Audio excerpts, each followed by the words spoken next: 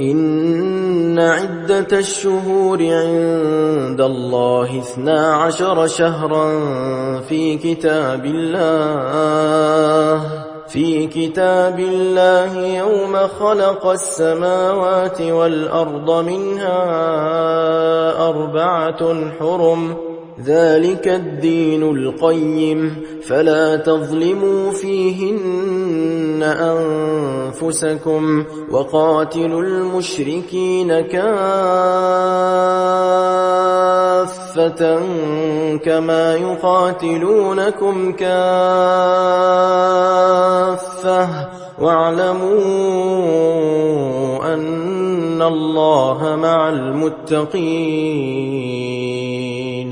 Sesungguhnya bilangan bulan di sisi Allah ialah 12 bulan, sebagaimana ketetapan Allah di Lauh Mahfuz pada waktu Dia menciptakan langit dan bumi.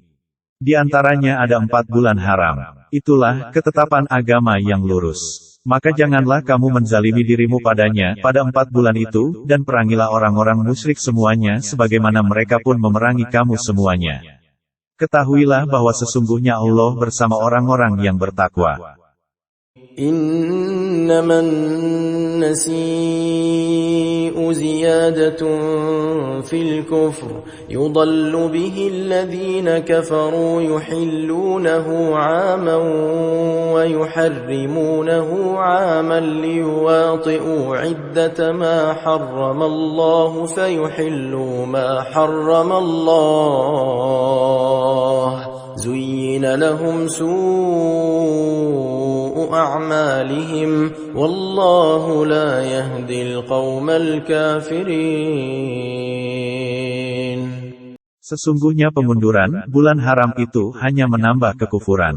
Orang-orang yang kufur disesatkan dengan pengunduran itu, mereka menghalalkannya suatu tahun dan mengharamkannya pada suatu tahun yang lain agar mereka dapat menyesuaikan dengan bilangan yang diharamkan Allah, sehingga mereka menghalalkan apa yang diharamkan Allah. Oleh setan, telah dijadikan terasa indah bagi mereka perbuatan-perbuatan buruk mereka itu. Allah tidak memberi petunjuk kepada kaum yang kafir. Ayat 36 ini menjelaskan bahwa, sesungguhnya bilangan bulan di sisi Allah, ialah 12 bulan. Bilangan bulan yang dimaksud di sini, benar-benar menghitung bulan menurut edaran bulan, bukan edaran matahari. Edaran setahun ialah 12 kali edaran bulan, demikian, di dalam kitab Allah, sejak hari Dia menjadikan semua langit dan bumi. Artinya, sejak Allah mengatur perjalanan falak dalam keadaan sebagaimana sekarang, dalam lingkungan kekeluargaan matahari, galaksi kita ini, bulan mengelilingi bumi dan bumi mengelilingi matahari. Dihitung giliran bumi mengelilingi matahari itu, terdapatlah 12 kelilingan dalam setahun. Dan dihitung pula giliran bulan mengeliling bumi terdapat 12 kali pula dalam setahun. Maka beberapa bangsa, di antaranya bangsa Arab, memerhatikan giliran bulan 12 kali mengelilingi bumi itulah yang lebih mereka utamakan di dalam menghitung tahun. Sebab dia lebih mudah diketahui tiap-tiap masa, karena semua orang dapat melihat peredaran bulan itu. Dia berupa sabit yang kecil di awal bulan, berangsur jadi bulan purnama di pertengahan bulan, dan berangsur susut sampai habis pula di akhir bilangan bulan, yang peredarannya dapat dilihat, yaitu di antara 29 dengan 30 hari. Berbeda dengan matahari yang tiap pagi dan tiap petang, ketika terbit atau terbenam dan saat tengah hari tepat, besarnya tetap tidak berubah. Sehingga orang-orang kampung yang buta huruf dan buta berhitungan pun bisa mengetahui peredaran bulan itu, tidak pandai menghitung edaran setahun matahari. Lantaran begitu jalan bulan terus-menerus sejak Allah menjadikan dan mengatur perjalanan falak itu, lalu orang Arab dapat memberi giliran bulan yang 12 itu dengan nama-nama tersendiri. Muharram, Safar, Rabiul Awal, Rabiul Akhir, Jumadil Awal, Jumadil Akhir, Rajab, Sya'ban, Ramadan, Syawal, Zulqa'dah dan Zulhijjah. Maka maksud kitab Allah di dalam ayat ini yaitu peraturan Allah yang berlaku tetap dalam alam ini, sampai hari kiamat. Daripadanya ada 4 yang dihormati. Setelah bangsa Arab memeluk agama Tauhid, agama Hanif, yang dinamai juga Islam, yang disampaikan Nabi Ibrahim dan Ismail, diadakanlah 4 bulan yang dihormati. Dihormati karena pada ke-4 bulan itu tidak boleh berperang dan tidak boleh membalas dendam. Ke-4 bulan itu ialah Zulqa'dah, Zulhijjah dan Muharram. 3 bulan berturut-turut. Dan yang satu lagi adalah bulan Rajab. Bulan ke-7. Dihormati bulan yang 3 berturut itu. Jangan berperang di waktu itu, jangan menjarah dan membalas dendam. Sebab pada bulan yang 3 itu adalah bulan yang khas untuk mengerjakan haji ke Baitullah.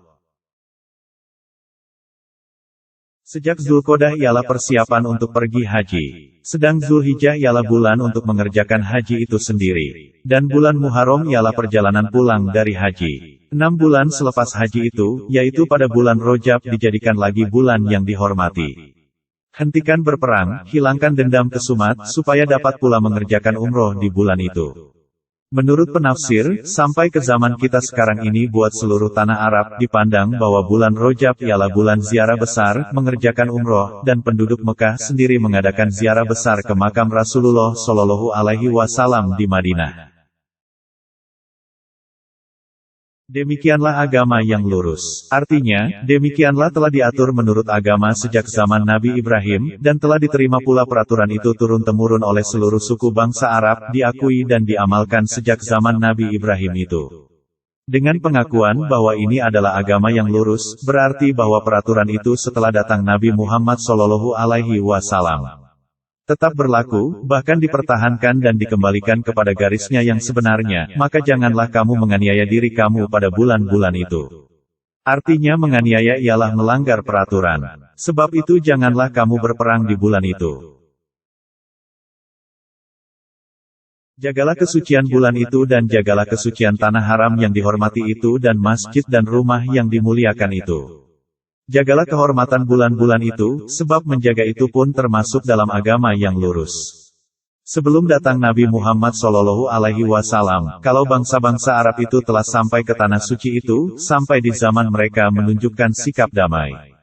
Sehingga walaupun mereka bertemu muka dengan seorang yang menjadi pembunuh ayahnya, tidaklah dia mau membalas dendam atau menuntut bela selama berada di tanah itu.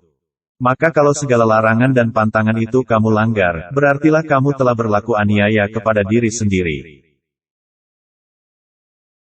Dan selain dari itu, kerjakanlah apa yang mesti dikerjakan dengan hati tulus ikhlas menurut bulan-bulannya itu.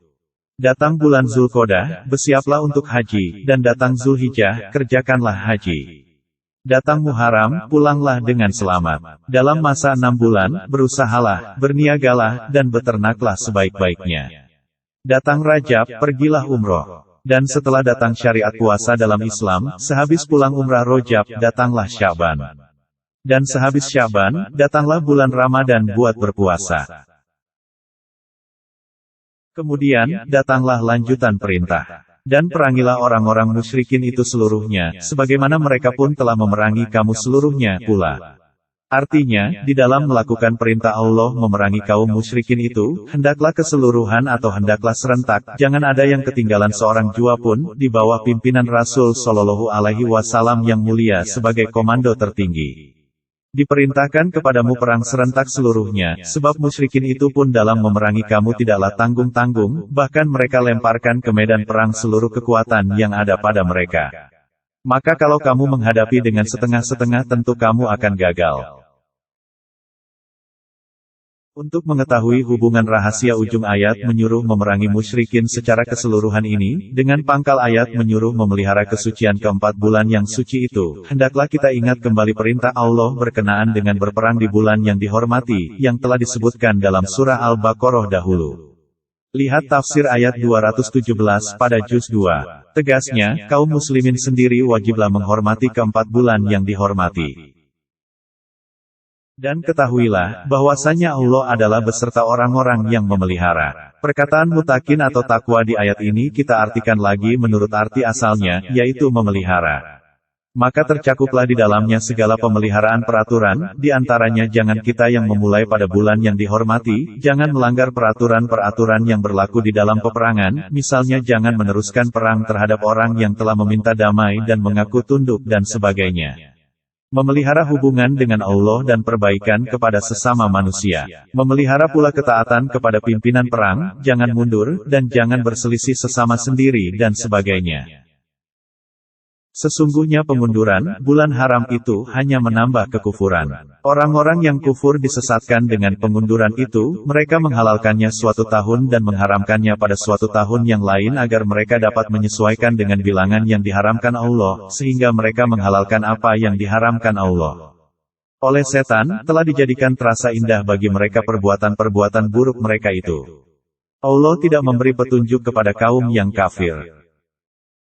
Di ayat ini diterangkan suatu perbuatan yang buruk, sangat tercela yang diperbuat oleh kaum musyrikin di zaman jahiliyah itu. Yaitu perbuatan yang dinamai nasik, yaitu mengundur-undur ataupun mengulur-ulur waktu. Hal ini terjadi terhadap bulan yang 4 yang dihormati itu. Menurut kesimpulan perkataan Al-Hafiz Ibnu Hajar di dalam Fathul Bari, karena mereka pada zaman jahiliyah itu hendak berperang di bulan Muharram, padahal di bulan Muharram tidak boleh berperang, lalu mereka pertukarkan letak bulan haram itu ke bulan yang sesudahnya, yaitu bulan Safar. Ada pula yang memundurkan Safar pada Rabiul Awal dan mengundurkan Rabiul Awal ke Rabiul Akhir, sampai nanti Syawal menjadi Zulqodah, dan Zulqodah menjadi Zulhijjah. Disanjung-sanjung bagi mereka perbuatan-perbuatan mereka yang jahat itu. Disanjung-sanjung, dipuji-puji, dihias-hiasi yang tidak bagus dikatakan bagus. Siapa yang menghias-hiaskan ini? Dia adalah setan. Sebagaimana ditafsirkan Ibnu Abbas. Siapa pula lagi yang akan menganjur-anjurkan yang jahat, lalu memuaskan diri sendiri dengan mengatakan bahwa yang jahat itu adalah baik, kalau bukan hasutan setan, sedang Allah tidaklah akan memberi petunjuk bagi kaum yang kafir. Kalau pengaruh setan telah masuk, niscaya gelaplah jiwa. Kalau jiwa telah gelap, niscaya petunjuk Allah tidak mau masuk lagi. Sebab apabila pengaruh setan telah masuk, kekufuranlah yang telah berpengaruh dalam jiwa. Itulah sebabnya maka menjadi musyrikin. Orang musyrikin mengikuti setan, hawa nafsu, dan syahwat. Kegelapan telah mempengaruhi mereka sehingga kian lama kian gelap. Sampai mereka berani mengacaukan bilangan bulan, mengundur-undur, mengulur-ulur, yang berarti mendustai diri sendiri. Sebab bertentangan dengan peraturan Allah dan kitab Allah yang tidak dapat diubah-ubah oleh tenaga manusia. Mereka tidak mengerti ini karena pengaruh yang dihiaskan oleh setan. Mereka mengundur-undur bulan atau mengulur-ulur, sehingga letak bulan menjadi kacau. Maksud mereka ialah semata-mata hendak melanggar ketentuan agama yang menyucikan 4 bulan tertentu tadi. Karena dalam hati kecil masih ada rasa agama pusaka nenek moyang, maka bulan yang telah dilanggar kesuciannya itu, ditukar dengan bulan yang sesudahnya sehingga terjadi pengunduran bulan. Padahal susunan bulan dalam setahun, tidaklah bisa berubah karena perubahan yang mereka perbuat. Sebab demikian telah diatur Allah sejak dunia terkembang. Sebagaimanapun susunan hari Ahad, Senin, Selasa, dan seterusnya tidak dapat diundur-undur dan diulur-ulur karena manusia merasa susunan hari itu berlawanan dengan rencana yang telah diaturnya. Misalnya, dia menentukan akan mengawinkan anak di hari Kamis dan mengundang berpuluh-puluh teman. Rupanya di hari Kamis itu terjadi hujan sangat lebat sehingga para undangan tidak ada yang datang, lalu hendak diundurkannya perhelatan itu kepada Jumat, dan hendak ditukarnya sendiri Jumat itu menjadi Kamis. Tentu tidak bisa demikian. Tetapi Arab jahiliyah telah berbuat begitu terhadap bulan-bulan susunan Allah itu, karena mereka ingin berperang. Perang apa yang terjadi pada zaman jahiliyah? Ialah perang suku, perang kabilah, balas dendam, menjara ternak kabilah lain yang dipandang musuh, perang yang tidak ada tujuan, kecuali kemegahan suku. Untuk kepentingan perang semacam itu mereka berani mengubah agama. Oleh sebab itu, ayat ini menerangkan bahwa perbuatan mereka mengundur-undur bulan itu, adalah tambahan dari kekufuran juga, sebab mengacau balaukan agama, bahkan menentang perjalanan falak.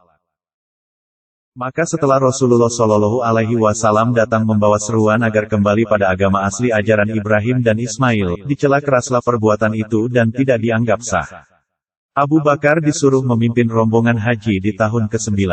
Kalau dituruti hitungan kaum jahiliyah yang berbuat nasik itu, kononnya menurut riwayat Al-Hafiz Ibnu Hajar Al-Asqalani masih bulan Zulqodah. Dan ada lagi suatu riwayat dari sebuah hadits yang diriwayatkan oleh At-Tabrani bahwa naik haji Rasulullah Shallallahu Alaihi Wasallam pada tahun ke-10 yang tepat dalam bulan Zulhijjah sejati, tidak ada nasik-nasik lagi. Kebetulan di tanggal itu pula, 10 Zulhijjah tahun ke-10 yang disebut Yaumun Nahr, hari kurban, yang sekali itu bertepatan tiap hari raya, yaitu hari raya Yahudi dan hari raya Nasrani, dan hari raya Islam. Di dalam khutbah Rasulullah Shallallahu Alaihi Wasallam di Mina di hari itu yang dikenal dengan sebutan khutbatul wadi, sampai ditanyakan oleh Rasulullah Shallallahu Alaihi Wasallam untuk meyakinkan para hadirin, tanah apakah ini, bulan apakah ini, dan hari apakah ini. Dijawab orang bahwa tanah ini adalah tanah haram yang dihormati, bulannya pun bulan haram dan harinya pun hari haram, artinya dihormati. Menurut keterangan Muhammad Labib Al-Batanuni di dalam bukunya Rihlatul Hejaziyah, Perlawatan ke Hejaz.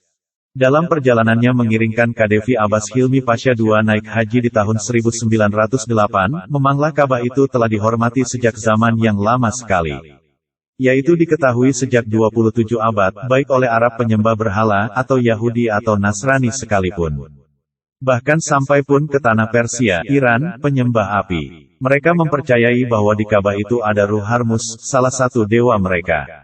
Sampai ke Hindustan, ada pula kepercayaan kuno bahwa Ruh Shibo, atau Siwa, menjelma di Hajarul Aswad. Orang Mesir kuno, konon percaya bahwa Hejaz itu memang bernama Tanah Suci. Orang Yahudi menghormatinya di zaman purba, sebab mengakui bahwa di sana memang pusat agama nenek mereka Ibrahim. Orang Nasrani Arab pun di zaman purba menghormatinya juga, sebagaimana hormatnya orang Yahudi. Sehingga di sana pernah mereka letakkan patung Nabi Ibrahim dan patung Nabi Ismail memegang mangkuk suci, Aziam, dan mereka letakkan juga gambar Al-Masih dan ibunya yang mulia. Maka keterangan Muhammad Labib Al-Batanuni ini membuktikan bahwa Ka'bah itu memang sudah dihormati sejak lama, menurut kepercayaan agama masing-masing.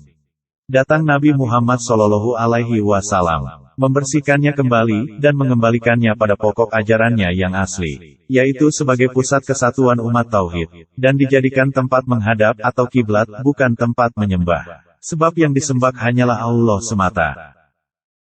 Dari penjelasan dua ayat ini, dapat diambil banyak pelajaran penting. Pertama, bahwa Allah telah membuat ketetapan tentang bulan-bulan haram yang harus dihormati dan kita semua harus komitmen untuk menghormatinya. Kedua, pelanggaran disiplin terhadap waktu yang ditentukan adalah sebuah keburukan. Dan biasanya pelanggaran waktu itu disebabkan tidak adanya komitmen karena telah berbelok orientasi dan tujuan.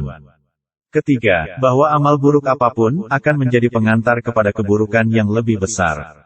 Memprioritaskan hal-hal yang sudah menjadi kemestian untuk dilakukan adalah sebuah kewajiban. Komitmen kepada ketentuan agama, ketetapan kebaikan bersama dan lain-lain harus menjadi komitmen kita.